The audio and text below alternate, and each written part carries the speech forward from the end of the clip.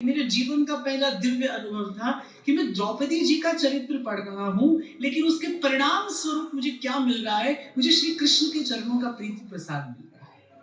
कृष्ण के उस सुमधुर, उस अत्यंत दिव्य, उस उज्जवल, उस स्नेहिल स्वरूप से मेरा प्रथम परिचय श्री द्रौपदी जी के चरित्र चिंतन के प्रसाद स्वरूप ही हुआ।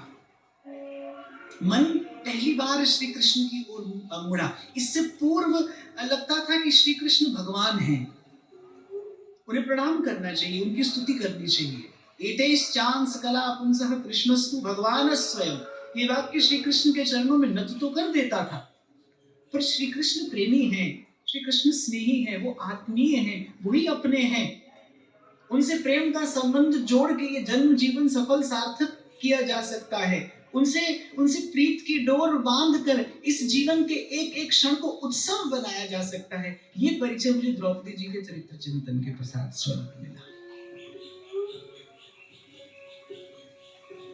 और जैसा मैंने कहा कि मुझ पर ये इष्ट और गुरु की विशिष्ट कृपा रही कि ऐसा भक्ति और शक्ति से ओतप्रोत चरित्र, जीवन को बल, उत्साह, उमंग, भक्ति भाव से भर देने वाला ये चरित्र, यद्यपि संतों का कहना है, गोस्वामी जी भी कहते हैं, अंतर्यामी गर्भगत संत सुंदरी माही, और कहते तुलसी पूजे एक के दो पूजे जाही।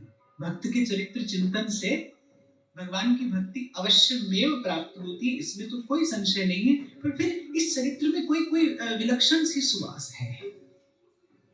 कम से कम मुझे ऐसा अनुभव अवश्य हुआ, कोई विलक्षण सी सुवास है। और जैसा मैंने कहा कि जाने क्यों ये भगवत इच्छा रही होगी, ये भगवान की लीला होगी कि बहुत कम कहा गया। महाराज जी, जब मैंने पहली बार ये चरित्र कहना आरंभ किया तो मुझसे सबने कहा कि आप 3 दिन क्या बोलेंगे?